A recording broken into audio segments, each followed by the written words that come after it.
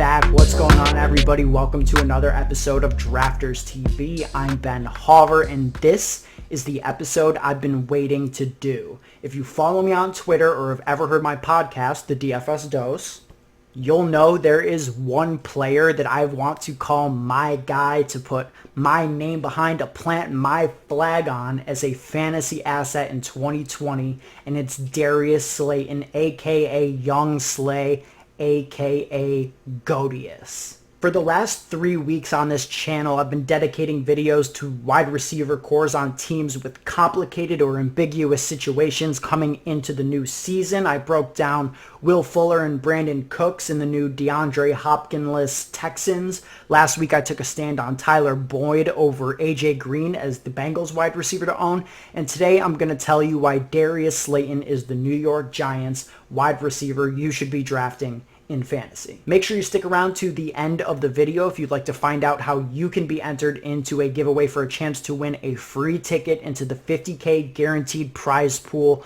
best ball championship over on Drafters. And if you're feeling generous, drop a like and subscribe to this channel. And now let's talk New York.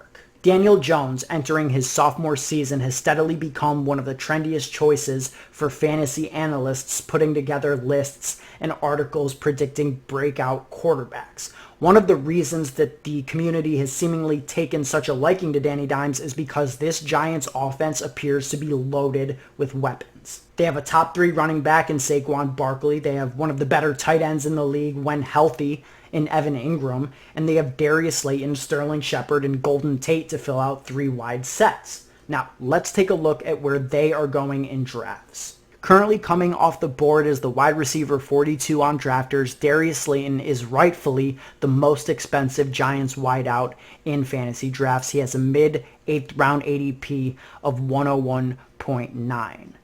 Sterling Shepard is coming off the board a few picks later as the wide receiver 45 with an ADP of 107.8.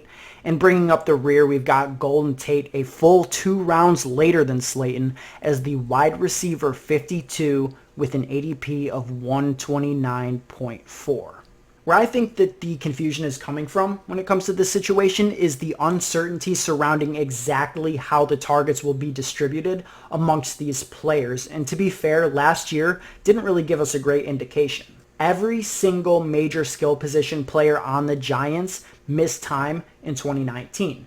Shepard missed 6 games, Tate missed 5 games, Slayton missed 2 games, Ingram missed 8, and even Barkley missed 3. The team switched quarterbacks during the season, and at the beginning of the offseason replaced Pat Shurmur and Mike Shula with Joe Judge and Jason Garrett as the new head coach and offensive coordinators respectively. It's fair to look at the situation and realize that a lot has changed and recognize that we only have so much insight into how things will play out with the limited information we have. And to add to things, there won't be a preseason this year, so there's not going to be a real indication outside of maybe a few nuggets from beat writers and maybe some coach speak as to how things will play out with this offense until we see it for ourselves in week 1. Typically, in a situation with so many question marks and variables, I think the smart choice is often to go with the cheapest fantasy asset. The cost of being wrong is lower. You invested less draft capital in whatever player you're choosing, and the reward for being right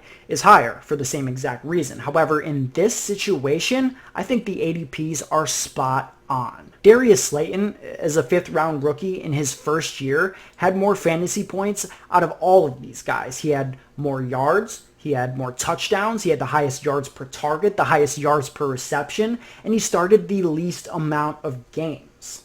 He played more games than both Shepard and Tate last year, but truthfully, he wasn't a full-time player to start the year and didn't find his groove until, midway through the year and down the stretch as his chemistry with Daniel Jones continued to grow and as he cemented himself as a legitimate player on that offense. From a straight football perspective, you don't have to squint too hard to see what Slayton brings to this offense and to see that it's unique.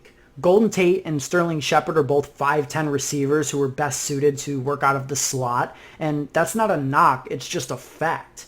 They will cannibalize off of each other's production more than either will impact what Slayton is doing, because frankly, it's completely different. Slayton is a field-stretching, big play threat. He's a 6'1", 439 burner, and he's the only guy on the roster who's suited to be running those deep routes, and those are the routes that lead to monster performances in fantasy. When you build in some of the growth and the improvement with a full year of NFL experience under his belt, I don't see how this take is even remotely controversial. Slayton is a guy whose ceiling we've yet to see, and that's the type of player we have to attack. Don't get me wrong, Sterling Shepard is a productive player. He's been productive at certain points for the Giants, but he's been in the league for 4 years now, and I feel comfortable saying that he is best suited to be a team's number 2 or number 3 option. He worked well as the secondary guy behind Odell Beckham. I think that he'll work well as the secondary guy behind Slayton, but come on.